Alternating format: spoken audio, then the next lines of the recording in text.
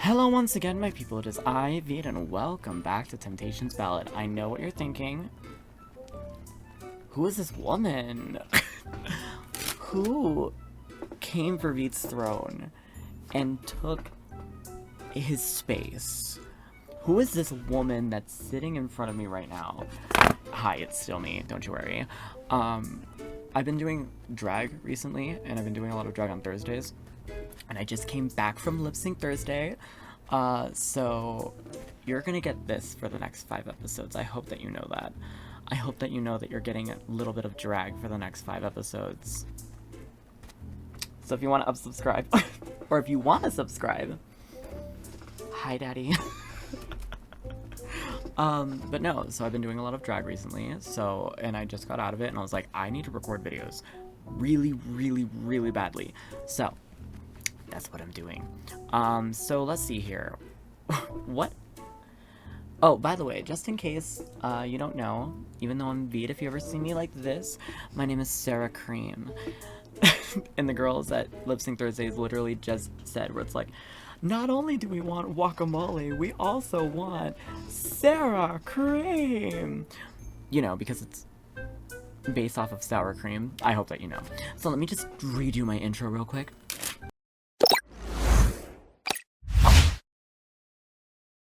Hi, my little nachos. It's me, Sarah Cream, and we're playing some Temptation's Ballad.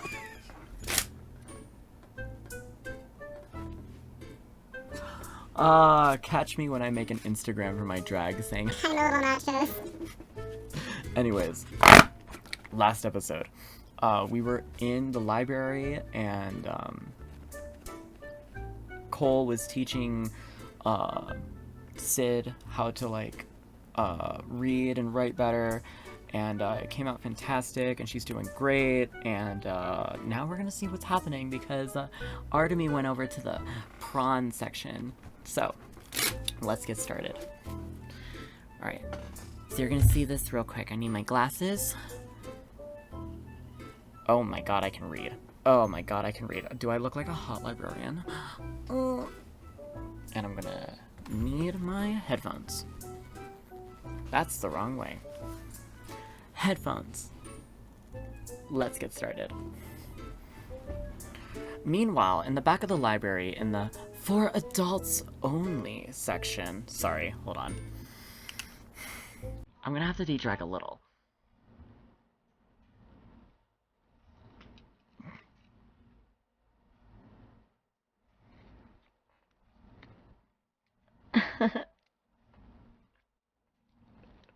These eyelashes are just, like, getting in the way of me, like, actually being able to, like, read with glasses.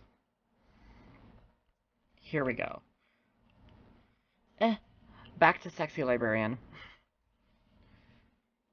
Meanwhile, in the back of the... Sir? I need you to get under my wig. Thank you. Let's try that again. Take 2. Meanwhile, in the back of the library, for the For Adults Only section, Artemy let out a horrified gasp and tossed her book to the floor. What is this filth? Let me tell you what that filth is. It's called, getting freaky. It's called... I just want to make sure how long I was recording for. It's called sticking your dick in another man, bitch. It's called sticking the dick in the pussy. It's called sticking the dick in my pussy. I've had a little too much at the bar today, so these next 5 episodes are gonna be great. I had no idea such literature existed. Artemy rubbed her eyes in horror in an effort to purge the words from her sight. Cole was right. Maybe I wasn't ready for this. I must cease my reading at once. A holy knight shouldn't be anywhere near such gross and obscene nonsense. Artemy took several steps towards the exit before glancing back sheepishly at the book on the floor.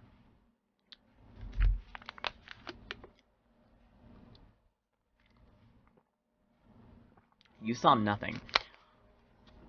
What was it that you were reading, girl? What was it?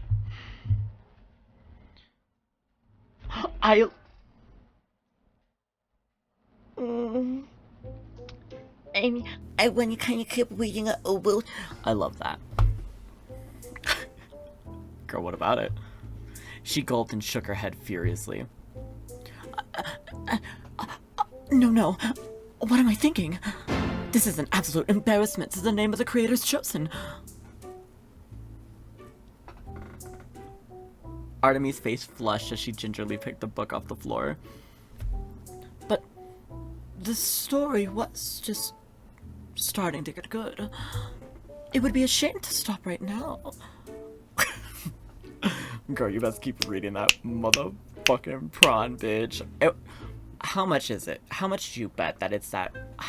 What is that book called? It's very alien. It's about like this girl that's like falling in love with like an alien. I think it's like a trilogy. Sorry, I'm trying to put my makeup away.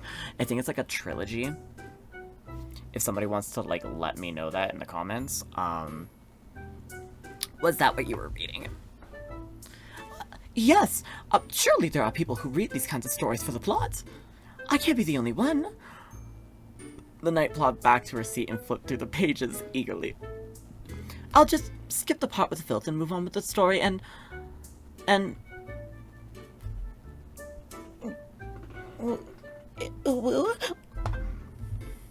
Artemy glanced around the room with a guilty expression. After a moment, she slipped right back to where she left off. What a fucking nasty girl. What a fucking nasty girl, bitch. Okay. Library's battle strategy section? Let's do that. Let's do that real quick.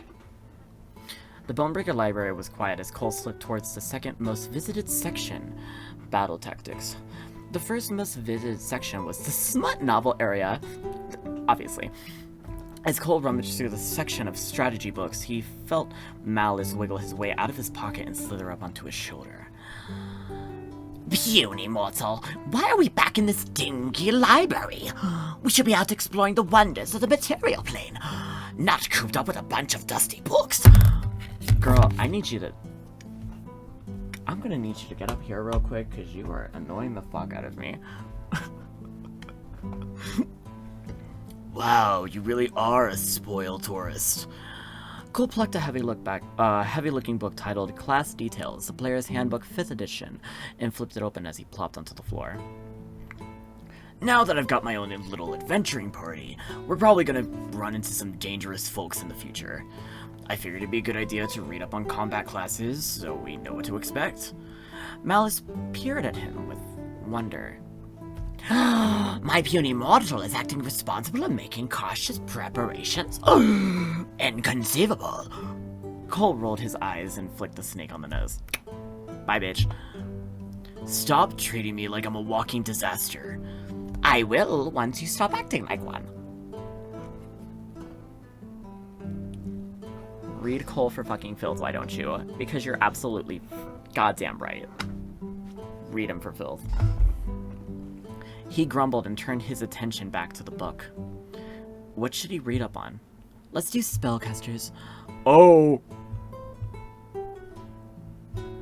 Oh!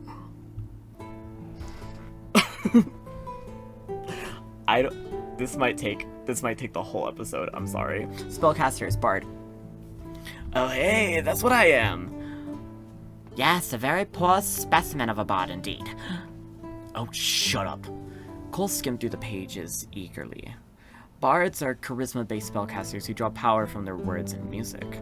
Their spells are woven from tunes and speeches that are further amplified by their musical instrument of choice. But hey, I've never seen you cast spells using a lute before. Cole stiffened and shrugged his shoulders defensively.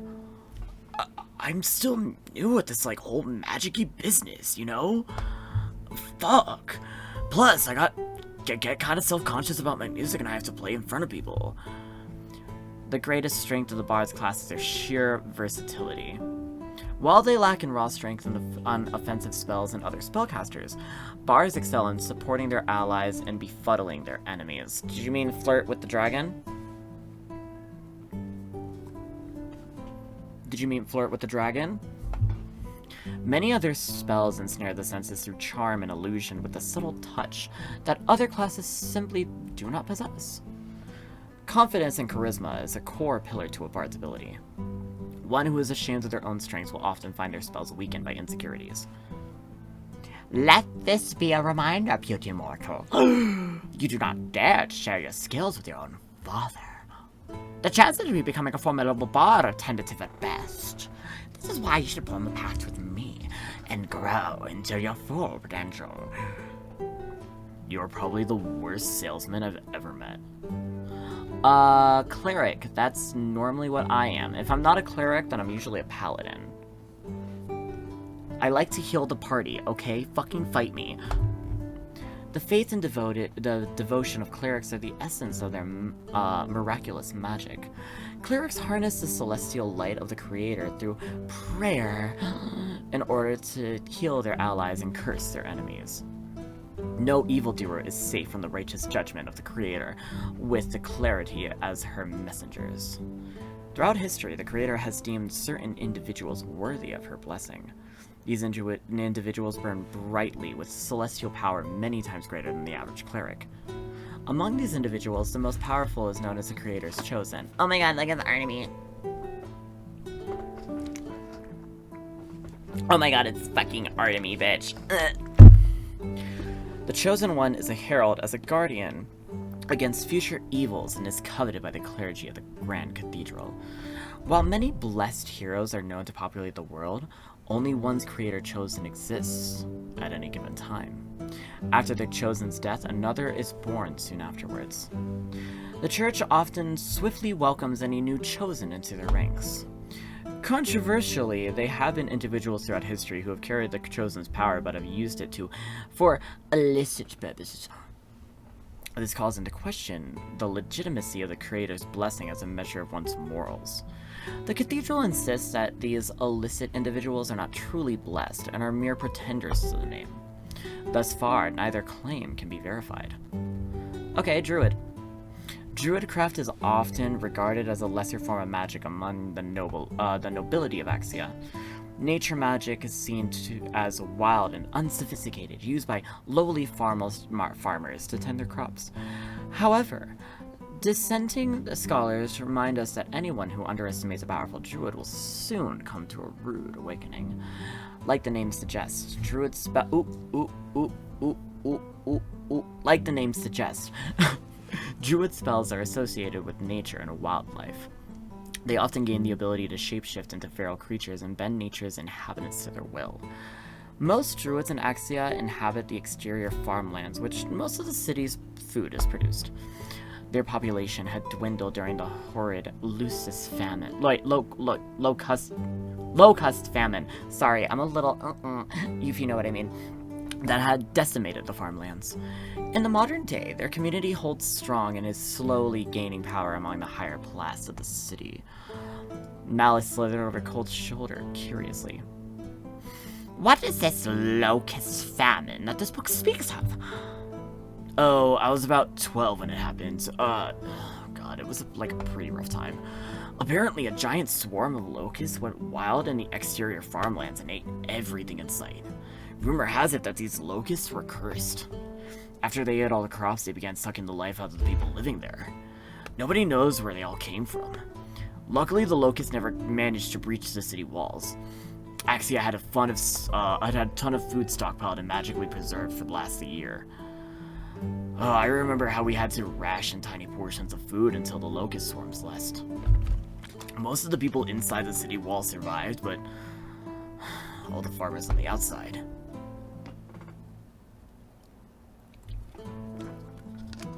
Cole shivered. It took years for the exterior of the city to fully recover. It was a pretty bad time all around. Okay, let's go with Sorcerer. Most spellcasting classes derive their power from training or an external source. Such sources include faith in one's deity, rigorous study of the arcane, and practice of woven songs. In contrast, the sorcerer's power is innate and comes from an unexplained inner strength. Some scholars speculate that the power stems from the ancient bloodlines, arcane events in childhood, or perhaps even a simple fluke in nature. Due to their inexplicit origins, sorcerers are a very rare class of mage. One of their peculiar abilities include their mastery over spellcasting. They can empower and twist their spells with sheer flexibility and control that other classes lack. Destructive spells may burn away all enemies in an area, but leave allies unharmed. Other spells may have their range doubled, duration increased, or even cast so subtly that they might as well be invisible. Some sorcerers even have the ability to cast multiple high-power spells simultaneously. The sorcerer's power is as rare as it is powerful. Yes, fun fact, when I'm playing D&D, I have a bird boy, and he is a sorcerer-cleric mix. So, like, yes, he is, like, very much, and, like, he was more so where it's, like, he was born into being a cleric, being like, oh, here's some religious stuff, go for it. God is a woman. You believe God is a woman. But then he was like, I don't know if I feel like that. I just kind of want to, like, adventure. I don't really, like, want to, like, live the holy lifestyles. But, like, he's still, like, a cleric on top of that. And then soon afterward, after his dad died, then he started becoming, like, oh, I'm also, like, a sorcerer. I have some magic inside of me. That'll also be, like, I'm very drunk. But, no, he's a lot of fun to play as. He's so much fun to play with. Alright, Warlock, come through, taking fucking magic from demons. This is it. This is the best class amongst mortals. My head is so itchy, but this wig is, like, not letting me scratch it. It's fine, we'll figure it out later. Why not invest your efforts into this class, puny mortal? It'll surely pay off in the future. Cole shot Malice with a doubtful look before skimming the book's contents. The Warlock's primary distinguishing feature is that their dark magic is acquired through dubious pacts with powerful beings. Through these pacts, Warlocks attend great power without having the workers study for it. It is for this reason that Warlocks have garnered a reputation for being the laziest of all spellcasters. Wow, this really isn't settling your case. This book speaks falsehoods. Warlocks are clearly the most noble of all classes. Come on, beauty mortal, please reconsider. Think of all the power that you could obtain. Yeah, but it says here that in return for such power, the pact would tie me to your service.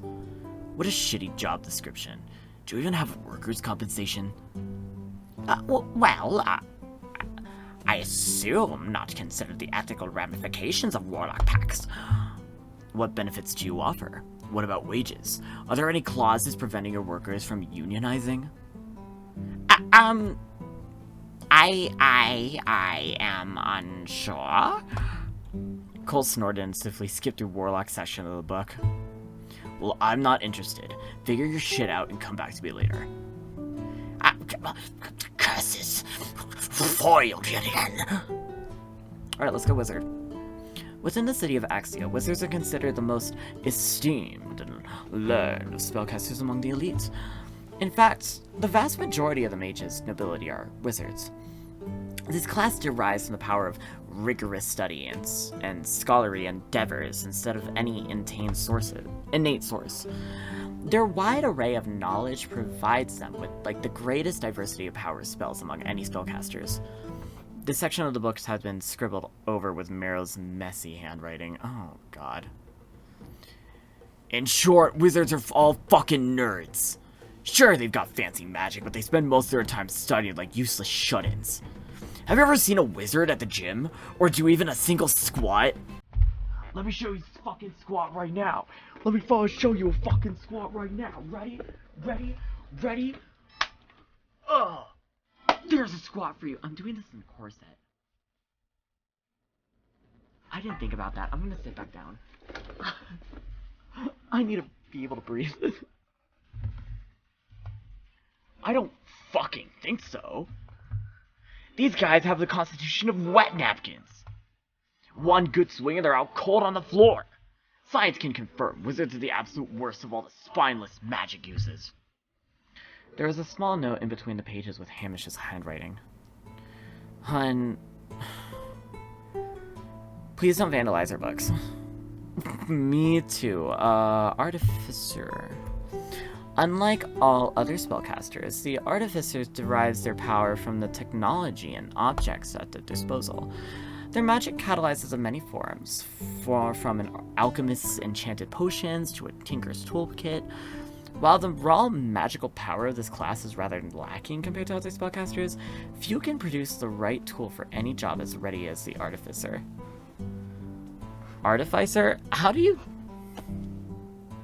I'm saying that wrong, aren't I? I probably am saying that wrong. You know, I was really into tinkering with little, like, trinkets and, like, blacksmithing projects when I was little. Clyde taught me a lot of cool metalworking tricks. Do you think I'll be able to learn a few artificer tricks in the future if I get my hands on the right tools? Malice nodded wisely. Ah, yes, I believe that you are well suited for the Artificer class. Mainly due to the fact that you are already a tiny tool. Oh, fuck off. Me too. Okay, so now we're getting into the fighters. Normally, I am a paladin myself. I love being a paladin. But let's see everyone else. Oh, this is Papa's combat class. Cole flipped through the pages eagerly. Barbarians are formidable fighters who are driven by their primal instincts and unstoppable rage.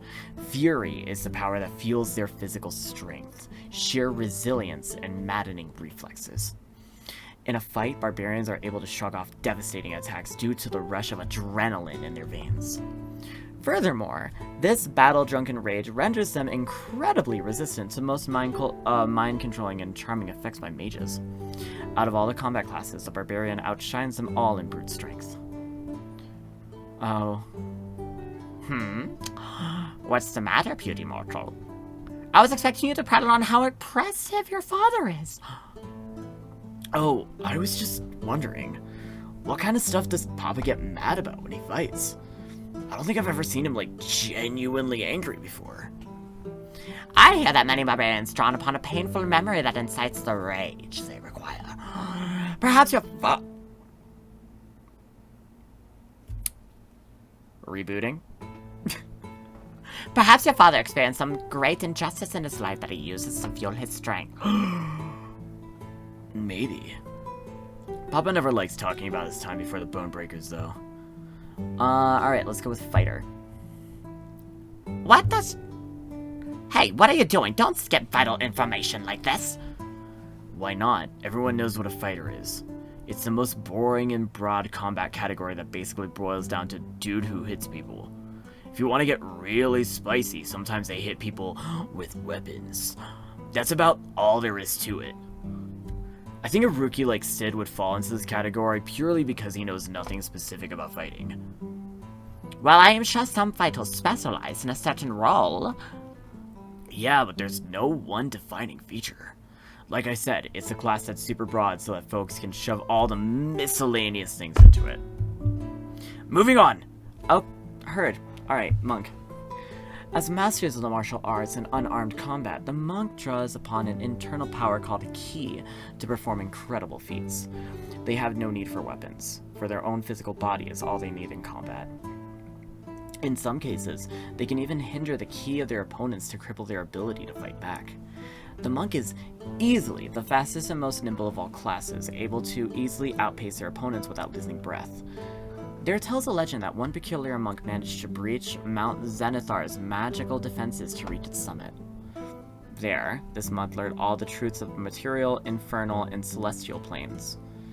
This legend has yet to be verified from any scholarly source. Paladin, that's me. Hello, I'm the Paladin. Hire me as your Paladin. I will slice and dice and heal everyone as I can.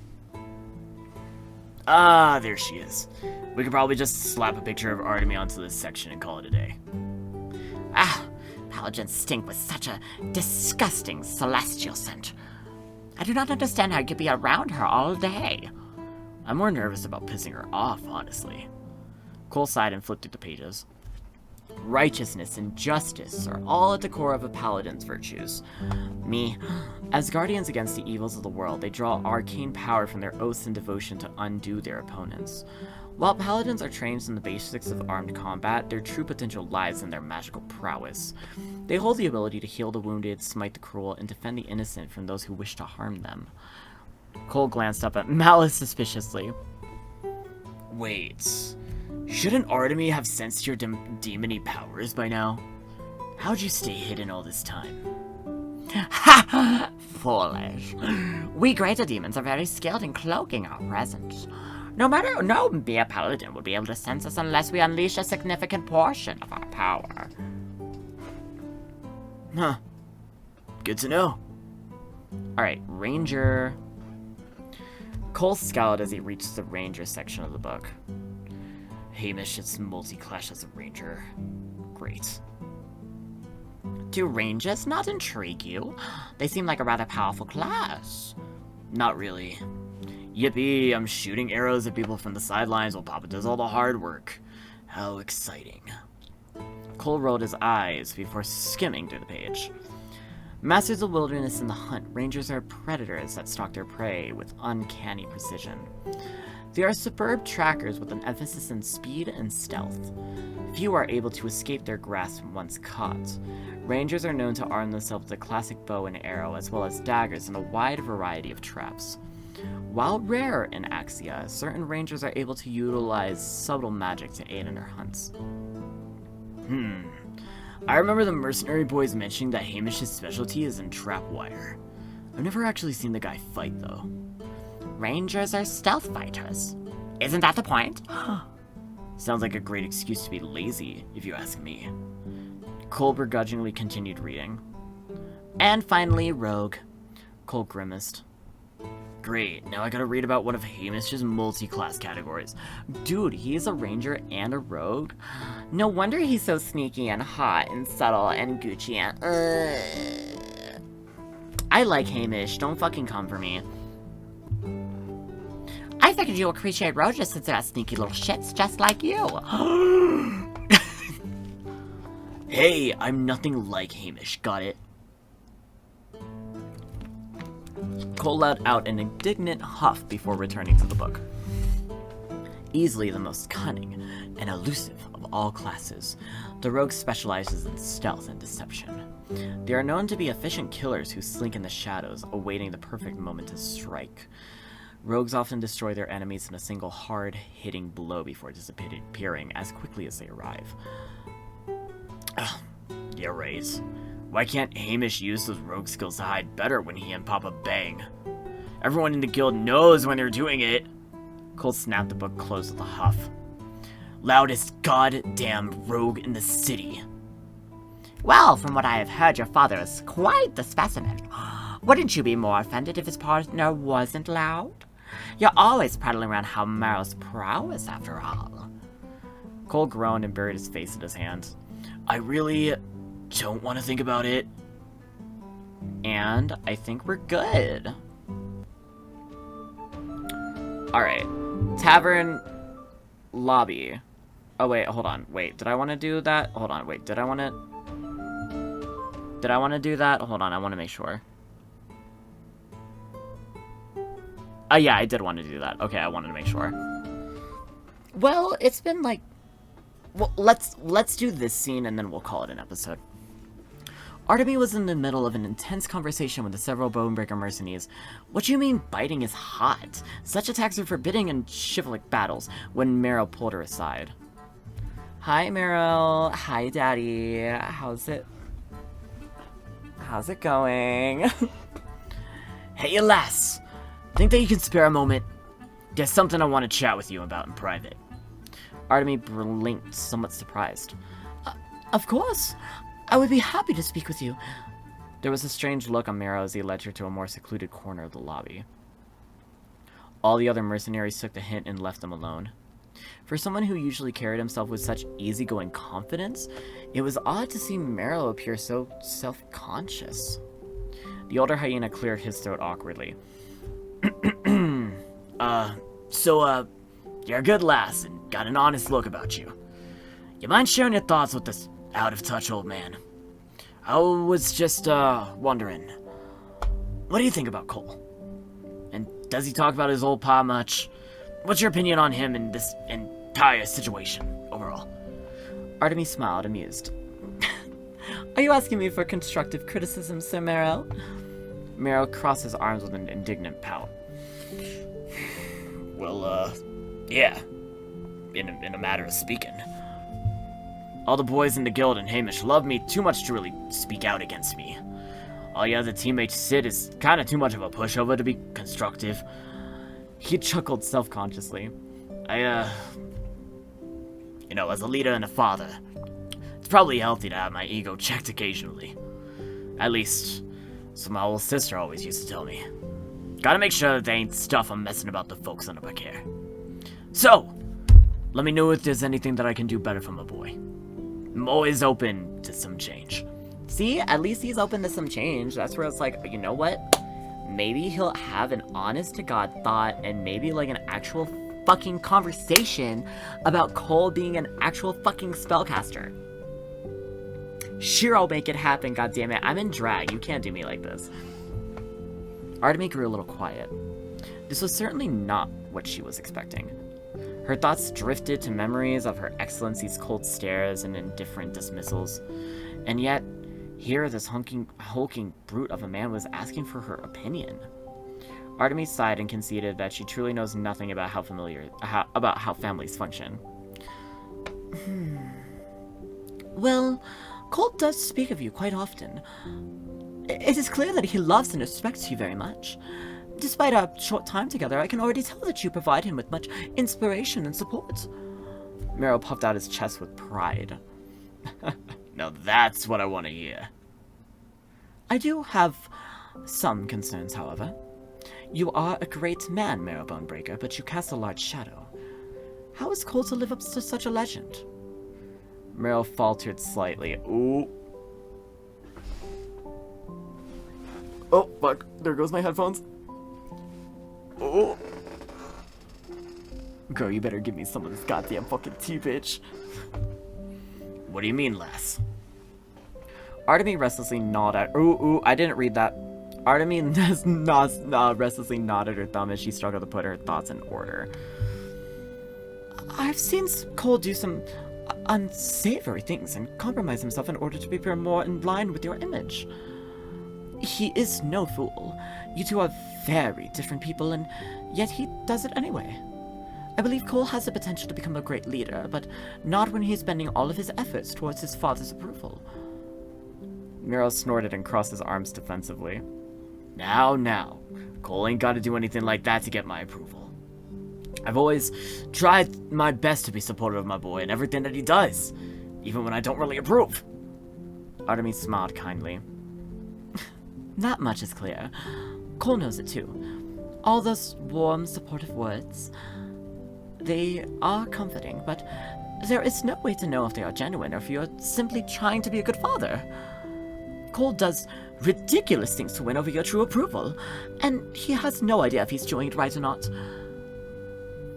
Oh my god, wait, hold on. I just want to make sure. The sound is playing, right? Yes, it is. Okay, cool. Artemis softened and laughed. Two family members bending over backwards in an effort to avoid hurting the other's feelings. It is rather sweet.